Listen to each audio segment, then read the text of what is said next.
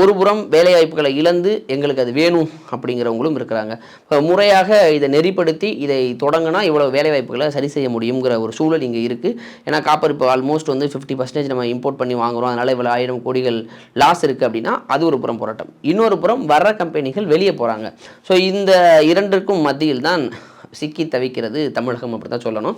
ஏன்னா முதலீட்டாளர்களை எவ்வளோ தூரம் ஆனால் அதே சமயம் முதலீட்டாளர்களை வரவேற்கணும், முதலீடு அவங்க செய்யணும், எல்லாமே சரி.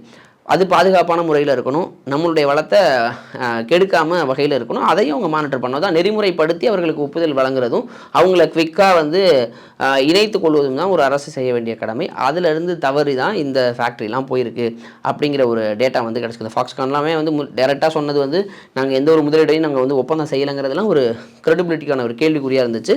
எனிவேஸ் இப்போ ஒரு சைடு வந்து ஸ்டெர்லைட்டை வந்து ஓப்பன் பண்ணுங்க அப்படின்னு சொல்லிட்டு மக்களே கோரிக்கை வைக்கிறாங்க. ஸோ அது அந்த செய்தி அடுத்து எவ்வளோ தூரம் அது நடக்குதுன்னு தெரியல. இன்னொரு புறம் வர்ற கம்பெனிகள் வெளியே போகிறாங்க. ஸோ இப்படி வேலைவாய்ப்புகளை உருவாக்கக்கூடிய நிறுவனங்கள் வெளியே செல்வதால் தமிழக இளைஞர்களுக்கு அந்த வேலைவாய்ப்பை உருவாக்குறதுங்கிறது வந்து குறைந்துகிட்டு இருக்கு.